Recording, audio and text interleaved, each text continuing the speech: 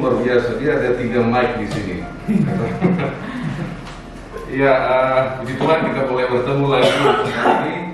Dan beda rasanya dengan online dan offline, selalu lebih menyenangkan kalau kita bisa langsung bertemu. Dan kita masih memperingati kebangkitan Tuhan kita Yesus Kristus. Dan di Roma tadi dikatakan yaitu Yesus yang telah diserahkan karena pelanggaran kita dan dibangkitkan karena pembenaran kita. Roma 4 ayat 25. Tanpa kebangkitan Kristus maka kita masih tetap orang berdosa. Ya, dikatakan di Roma 4 ayat 25 yaitu Yesus yang telah diserahkan karena pelanggaran kita dan dibangkitkan karena pembenaran kita. Jadi berapa banyak orang-orang benar pagi hari ini? Wah, jangan ragu, jangan ragu. Sama seperti tadi Abraham, sekalipun tidak ada dasar untuk berharap, dengan penuh keyakinan bahwa dia percaya Allah berkuasa menggenapi janjinya. Dan kita benar bukan karena apa yang kita buat. Abraham juga bukan karena kekuatannya, tapi karena apa yang Yesus telah buat. Dan di kitab Lukas 15, perumpamaan tentang dirham yang hilang. Saudaraku, anggaplah permennya bang tahun ini dirham yang hilang. Ya, dirham yang hilang. Saya kira-kira lempar ke sana. Kira-kira bagaimana caranya dirham itu boleh kembali ke saya? Dia bisa kembali nggak? Nggak ada jalan, no way. Tapi dikatakan, maka perempuan yang kehilangan dirham itu dicarinya, dan dikatakan di situ, demikianlah kalau satu orang bertobat, maka seisi surga juga bersuka cita. Cara kita bertobat bahwa kita ditemukan oleh Tuhan, kita dicari oleh Tuhan. Makanya dikatakan Yesus yang telah diserahkan karena pelanggaran kita dan dibangkitkan karena pembenaran kita. Pertanyaannya adalah, kita hari ini hidup, apakah kita percaya bahwa Yesus bangkit di antara orang mati? Sementara hari ini kita melihat bahwa ada banyak kematian, ya, dan tak satu pun di antara yang mati yang kita lihat bangkit. Dan adakah kita merasa bahwa ini benar-benar terjadi? Karena kalau kita merasa ini hanya sebuah peringatan agamawi, seremonial, maka tidak ada kuasanya dalam hidup kita. Mari kita bersatu dalam doa. Kami mengucap syukur untuk pagi hari ini Tuhan, kami masih merayakan kebangkitan-Mu, bahwa tidak ada yang mustahil bagi Allah kami yang hidup. Dan pagi hari ini kami akan belajar melalui kebenaran firman-Mu. Berbicaralah kepada setiap kami. Dalam nama Yesus kami berdoa. Amin.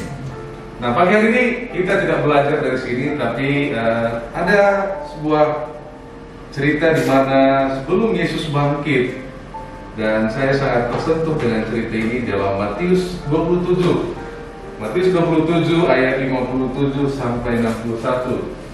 Matius 27 ayat 57 sampai 61. Nah, ini sebelum Yesus bangkit. Bersama-sama kita baca. Menjelang malam datanglah seorang kaya, orang Arimatea, yang bernama Yusuf, dan yang telah menjadi murid Yesus juga. Sebelumnya, nah, Yusuf bahasa Inggrisnya apa? Joseph. Oke, lanjut. Ia pergi menghadap Pilatus dan meminta mayat Yesus. Pilatus memerintahkan untuk menyerahkan kepadanya. Dan Yusuf pun mengambil mayat itu, mengapaninya dengan kain lenan yang putih bersih, lalu memberikannya di dalam kuburnya yang baru, yang digalinya di dalam bukit batu. Dan sesudah menggulingkan sebuah batu besar ke pintu kubur itu, pergilah ia.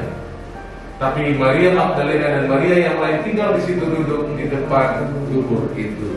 Nah, Yusuf Arimatea ini dikatakan seorang murid Yesus, ya, seorang murid, dan dia seorang kaya. Dan ini pada umumnya pada waktu itu murid Yesus tidaklah sesukses Yusuf dari Arimatea. Tapi Yusuf dari Arimatea ini menggunakan keberhasilannya, kesuksesannya untuk melayani tubuh Kristus. Dia menggunakan otoritas yang dia miliki.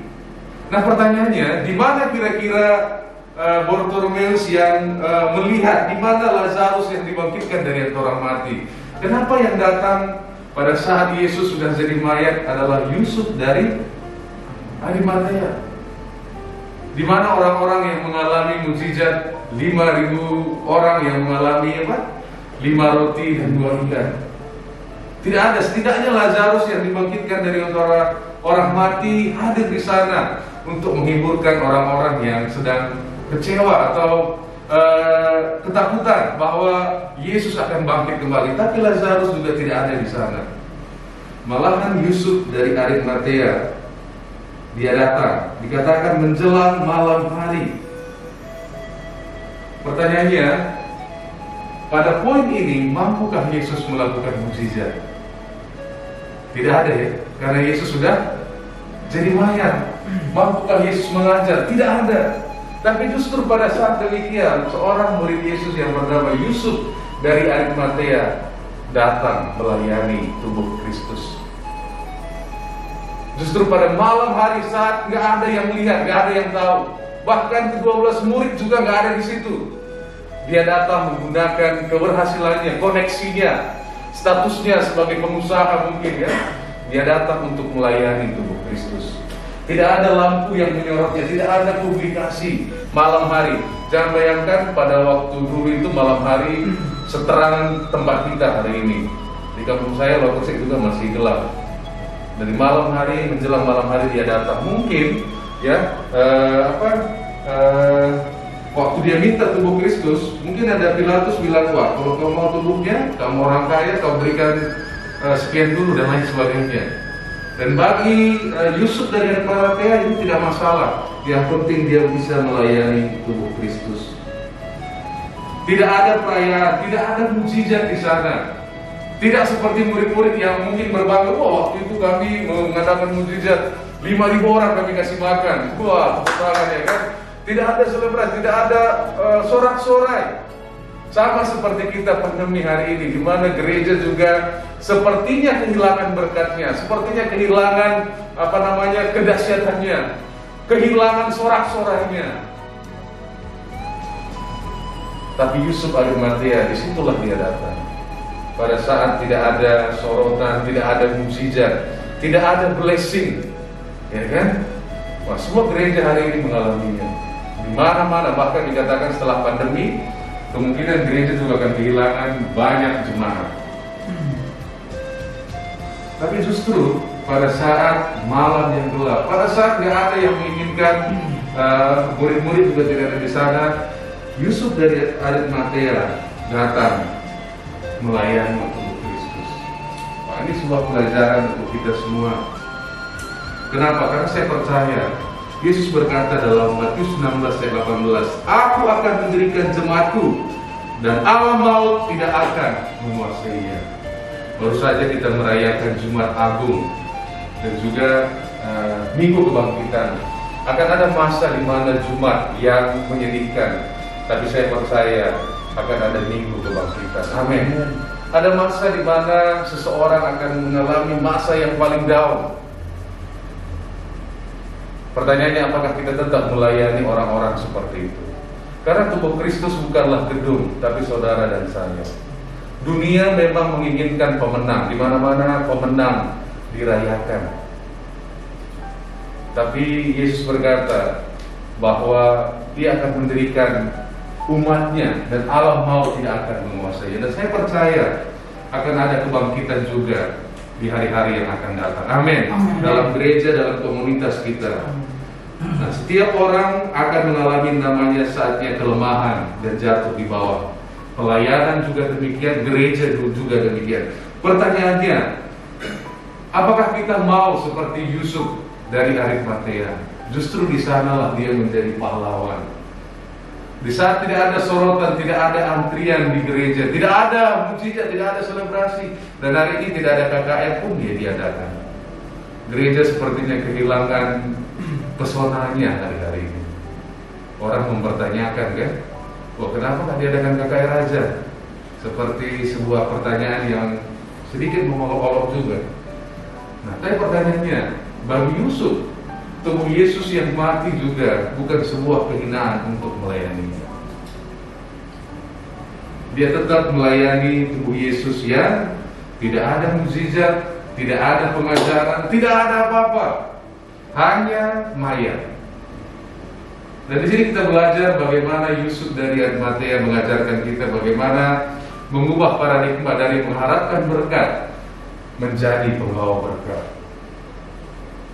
Dia menggunakan apa yang dia miliki untuk melayani tubuh Kristus. Hari ini saya berharap kita semua juga tetap setia melayani Tuhan. Mungkin kita merasa kok seperti ini, semua gereja mengalaminya. Kapan kami bisa normal kembali? Tapi adakah kita seperti Yusuf Arimatea, murid Yesus yang setia dan percaya? Kenapa dia melakukannya? Saya percaya karena dia percaya apa yang diajarkan oleh Yesus. Dan bukti dari kepercayaannya adalah pada saat masa yang paling gelap pada waktu itu, yaitu Yesus mati. Jangankan yang 5.000 orang dikasih makan roti, murid Yesus yang sehari-hari mengikutinya juga sudah kabur. Tapi Yusuf dari Arimatea, dia percaya setiap kata yang diajarkan oleh Yesus, dan dia menggunakan apa yang dia miliki untuk melayani Tuhan. Nah, hari ini apakah kita mau menjadi pahlawan seperti Yusuf Arimatea? Apakah kita mau memperhatikan tubuh Kristus? Saya mengucap syukur untuk kita semua pada saat kami kemarin lockdown dan juga setelah itu untuk perhatian dan doanya. Tubuh Kristus bukan gedung, tapi saudara dan saya. Dan dalam saat kelemahan, mari kita saling memperhatikan, saling mendukung, mendoakan satu dengan yang lain. Karena dunia memang mengejar pemenang, tapi tubuh Kristus seperti Yusuf Arimatea, bahkan dalam masa yang paling suram, dia datang melayani Tuhan. Nah, di Ibrani 11 ayat 1, Ibrani 11 ayat 1, 1, 2, 3, kita baca. Iman adalah dasar dari segala sesuatu yang kita harapkan dan bukti dari segala sesuatu yang tidak kita lihat. Mungkin hari ini kita merasa apa yang sedang terjadi tidak seperti yang kita harapkan. Pertolongan Tuhan atau jawaban doa kita tidak seperti yang kita harapkan. Yusuf dari Arimatea juga mungkin melihat, loh, ini kok saya dengar mukjizat, saya dengar ini, saya dengar itu, tapi kenapa jadi begini? Setelah dipermalukan jadi mayat, apa yang terjadi? Tapi pada saat itu dia justru punya iman untuk tetap percaya bahwa ia akan bangkit, bahwa Kristus akan bangkit. Dan kita tahu setelah itu pada hari yang ketiga, minggu yang lalu kita merayakan bahwa Yesus bangkit pada hari yang ketiga. Dan ini sampai hari ini mengguncang dunia. Kenapa? Karena tidak ada penemuan yang sedahsyat ini, bahwa Yesus menarik masa depan kepada dirinya. Dia bangkit dari antara orang mati, menjadi yang sulung di antara kita semua. Pertanyaannya, adakah iman kita juga percaya? Mungkin hari ini kita tidak melihat seperti yang kita inginkan. Kita ada di bawah jalan yang kita rindukan, tidak seperti yang kita harapkan atau kita doakan. Tapi adakah kita percaya dan tetap setia untuk melayani Tuhan dan tetap berpengharapan di dalam Dia? Sama seperti bacaan kita tadi di Roma, sekalipun tidak ada dasar untuk berharap, tetapi Abraham percaya juga, dan itu diperhitungkan kepadanya sebagai kebenaran. Apa yang kita harapkan itu diperhitungkan menjadi kebenaran. Dan saya mengharapkan bahwa akan ada kebangkitan, akan ada minggu-minggu Paskah yang akan terjadi di masa-masa yang akan datang. Amin. Akan ada perayaan kembali, akan ada mukjizat kembali. Namun dalam masa penantian itu, mari tetap setia seperti yang kita lihat dalam diri Yusuf dari Arimatea. Mari kita bersatu dalam doa.